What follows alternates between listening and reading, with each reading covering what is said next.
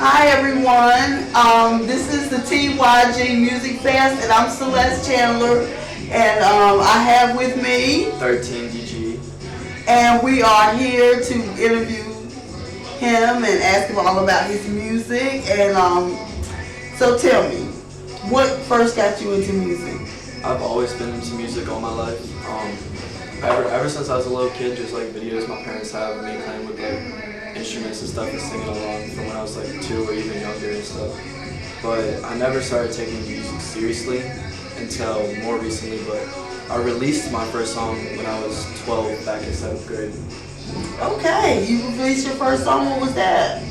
It was a Christmas song actually. Oh, okay. It was me rapping over a Jingle Bells beat, and it was really horrible. But I was motivated and determined. Kept going. That's good. Okay, so where have you performed so far? I performed with In the Fest and Boone for Tiki Time. That was very fun. That was my first show. Then the second show I did was the Choco show, and this is my third show. Okay.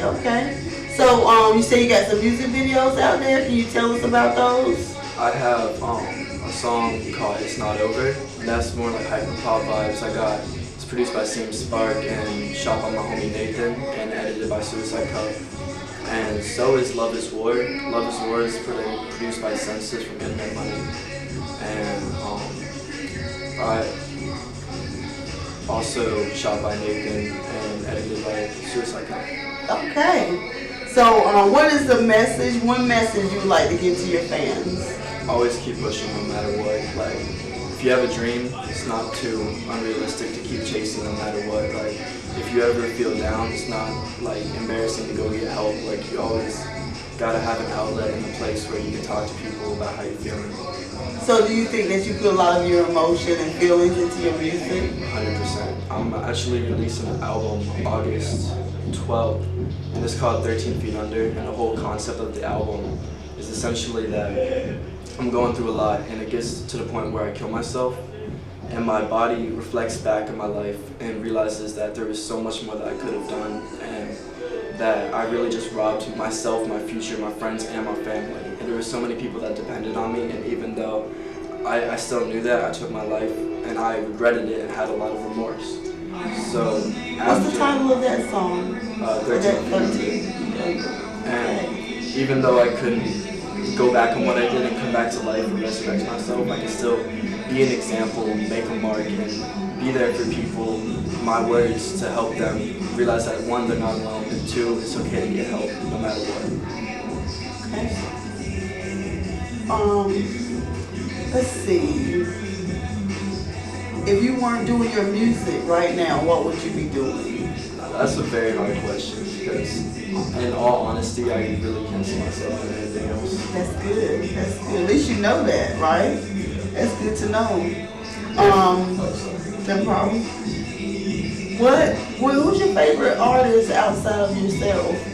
My favorite artist, Rory 404 and Never Ending Bass. So shout out both of them. Rory 404 is very unique, hyper pop, kind of dull vibes. Never Ending Bass, she is just like the most amazing artist I've ever met. She actually produced my whole album and mixed and mastered it.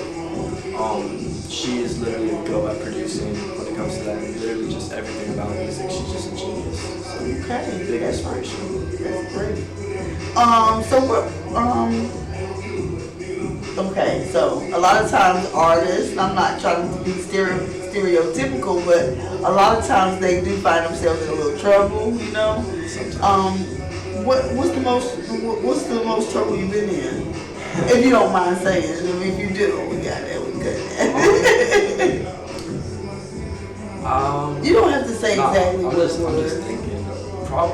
I honestly don't get. I don't get into too much trouble. Mm-hmm. I try to keep myself in a good situation most of the time, but I say most legally. One time I had to go teen court and stuff because I spray painted this building and kicked over a vent. That was just me being stupid back when I was we all make mistakes when we're young all the time. So. And I do not promote destruction of other people's property. That was just maybe Of course stupid. not.